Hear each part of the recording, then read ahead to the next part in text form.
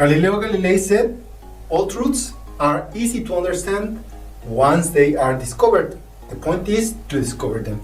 Hello, I am Juan Navarro. This is Advanced Quality Programs, and I invite you to explore the quality philosophies and learn how to apply them to our everyday life.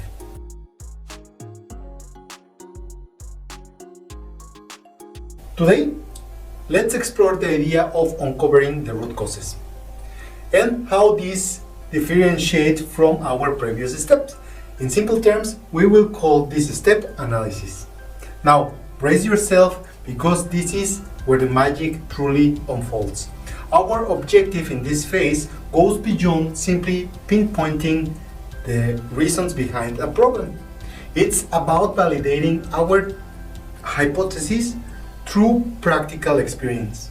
We'll craft hypothesis theories about our potential root causes, engage them, and direct impact they have in the system using the experimentation. We will use concrete facts and figures, and any theory, any hypothesis that don't directly tie into the issue will be discarded, all while meticulously documenting our findings. You might recall our earlier chat where we discussed employing the 5 why methodology to formulate hypotheses regarding the root cause. However, it's crucial to lay some groundwork for our assumptions.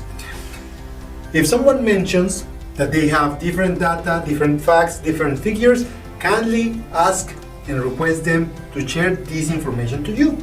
This can be valuable for our research. By this stage, we already defined our problem, grasped the characteristics, and collected historical and symptomatic information. Now, by conducting experiments, this will be more manageable, and we will concrete on testing potential causes in a controlled environment, eliminating symptoms and side effects. We have an array of tools at our disposal for planning experiments and recording our discoveries, such as Ishikawa diagrams, failure trees, AMEFs or FMEAs, and statistic process control cards. We'll go deeper into these tools in further editions. For now, my goal is for you to grasp that experimentation and data collection, while documenting all the findings, must adhere to the systematic, repeatable, and verifiable process, regardless of the tool or method that you choose or decide to use. The first tool in our arsenal is the concept of repeatability and reproducibility. For any experiment to succeed, our subject must be measurable, and we must consistently use this same reference system. This ensures that each time we conduct a test, we obtain comparable results. In other words, comparing apples to apples. By establishing our reference scale, which could be an universal unit like meters, kilograms, minutes, volts, or degrees, we will ensure that we can repeat our measurements. For more abstract subjects like beauty or color, you can create a scale such as rating. Let's take the example of happiness. From 1 to 10, you can represent 10 the ultra happiness, and each number significantly downgrading will be the different distinct level of happiness. The more precise, the better. Now, let's discuss repeatability. It refers to the consistency in the results of repeated measurements. And these measurements should be of the same object under identical conditions. Think of Galileo dropping stones from the Tower of Pisa. Yeah? What made his experimentations repeatable was using a consistent reference for time, height, and weight. His results aligned with that system. So remember, this is repeatability. Now, moving on to history and forward some years to Isaac Newton, while their historical circumstances differed, what set Isaac Newton apart from Galileo was his ability to unequivocally demonstrate the same concept under different conditions. Newton replicated Galileo's experiments, but he didn't stop there. He also reproduced and mathematically explained these fundamental principles of the modern physics.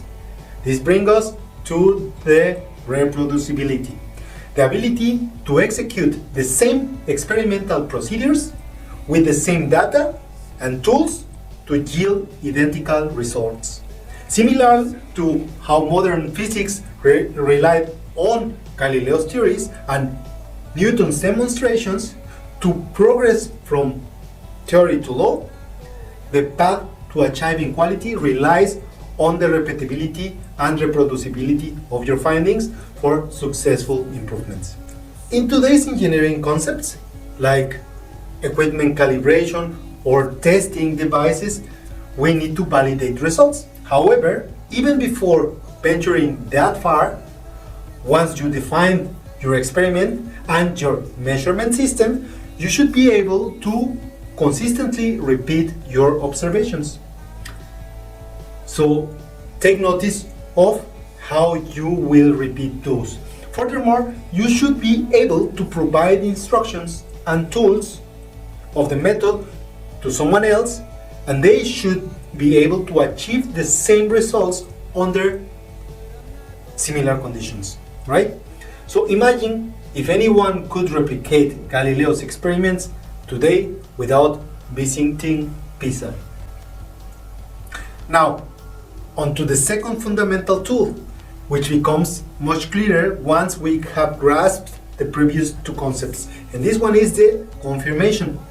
It entails verifying or proving the existence, accuracy, and truthfulness of an event or effect. To achieve this, you ask a simple question. How can you distinguish what is and what it isn't, based on the knowledge or experience you have gained of your problem? And after understanding all the variables on the system, make sure and make a list of distinctions between what it is and what it isn't. Take note of any changes around, near, or surrounding the object of your problem. These distinctions will guide you toward the confirmation and help you to understand how they may have caused the problem.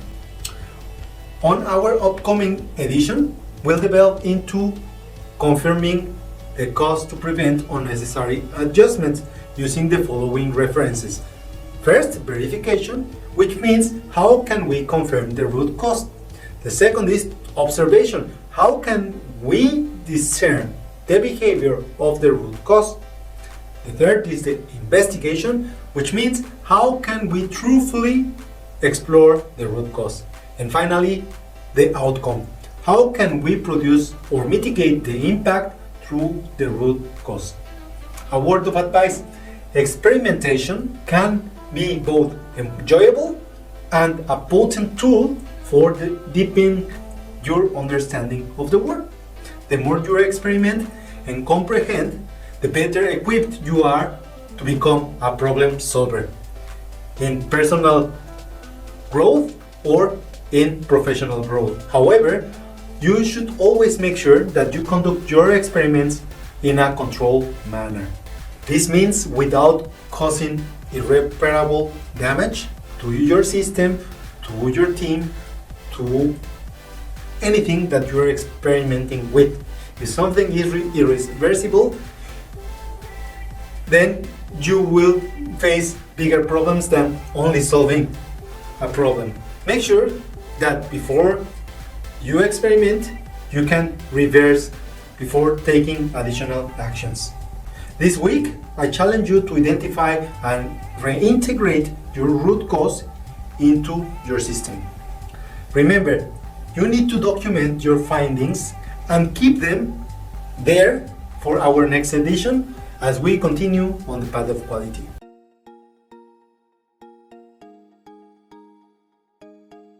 And that wraps up this edition. If you found this article or this episode insightful, please give us a thumbs up, and I will really appreciate all of your comments and your subscription to the channel.